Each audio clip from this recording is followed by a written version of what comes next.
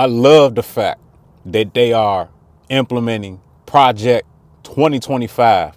And the reason is black people need a wake up call. See, these previous administrations, Biden, Obama, and even before them, have rocked black people to sleep and made you all forget what is really going on and what's really happening out here. It is a good thing that they are implementing Project 2025. See, here's the thing, right? These previous administrations, they looked at the 14th Amendment, which was originally designed for black or African Americans or the children of slaves. And they say, you know what?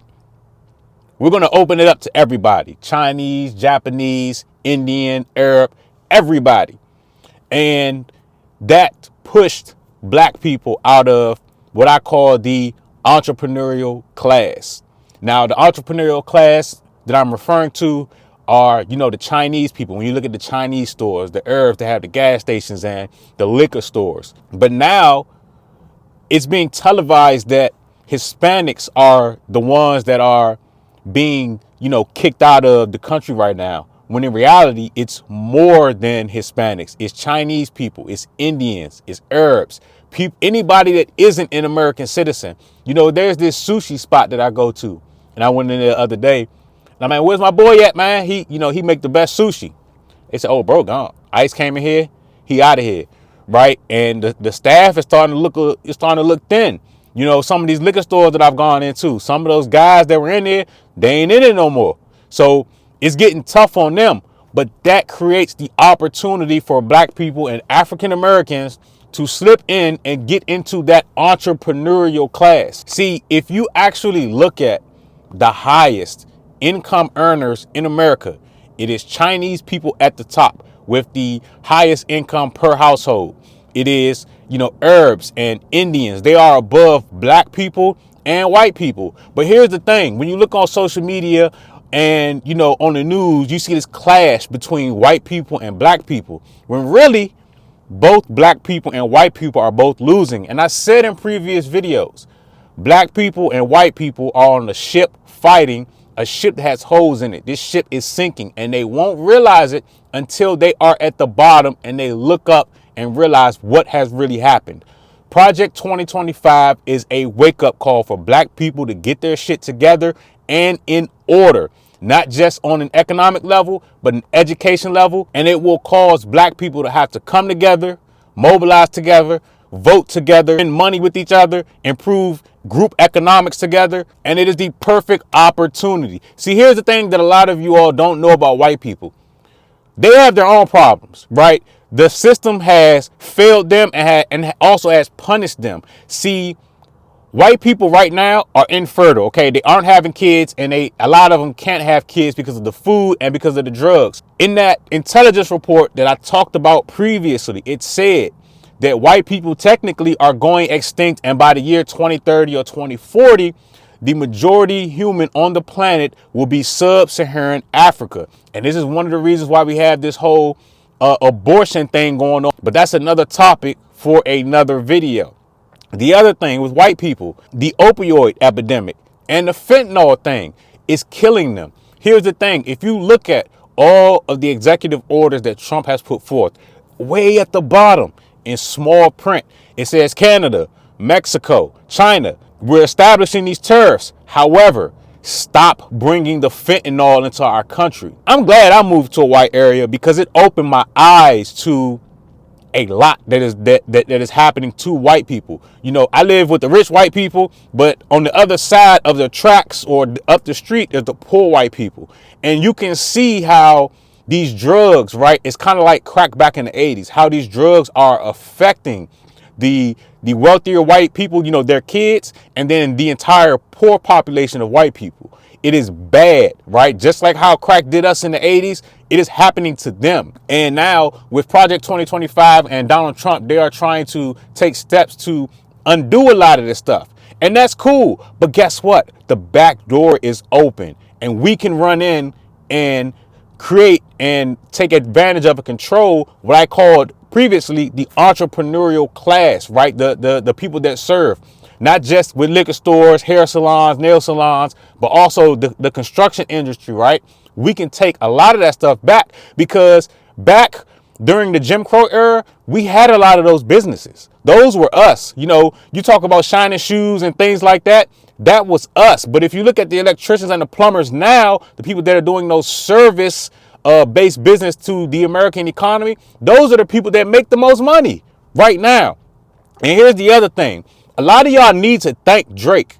He needs to be thanked, because what he has done is he has opened up the door for people to get reparations from hip hop music.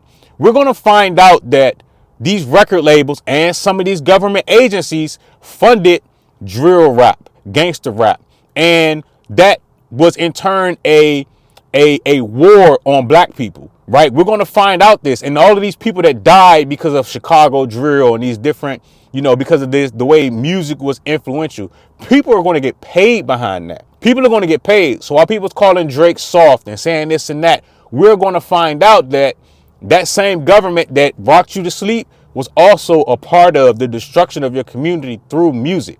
And I'm here for it, right? Here's the other thing. Donald Trump is talking about sending, people to El Salvador to serve their prison time. And they should send your ass up there. If you are out here sexually abusing people and children, and, if you're sliding, on the block, guess what? They're going to send your ass over there, as they should, to El Salvador, and you're going to have dick slid up your back. In case you've never seen how these El Salvadorian prisons are, I'll put up a picture so you can see it. They're going to make you sit Indian style with the man around you with his dick up your back. And they should do it. They should. Stop fucking around. Stop fucking around. People need to learn that what we should be doing is moving as a unit like these other communities. And right now is the perfect opportunity. Right now. Project 2025 is going to give you all a lesson on how we should be moving. And we should be moving together as far as economics, money, voting, all of that stuff. And what's happening with Project 2025 is going to force people's hand.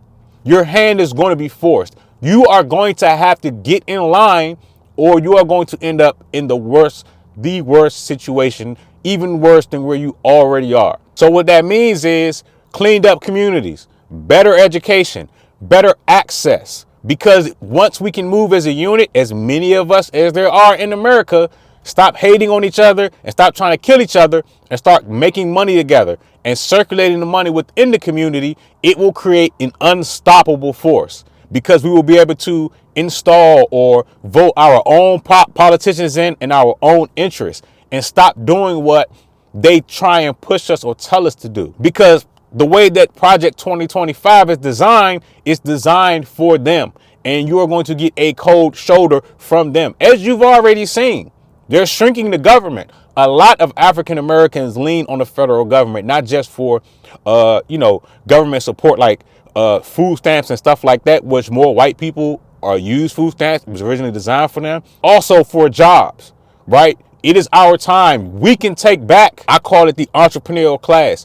We can take a lot of that stuff back and really control destiny and control the future as a whole. But first, people have to stop being so self-centered, emotional, and really get enlightened with what's going on.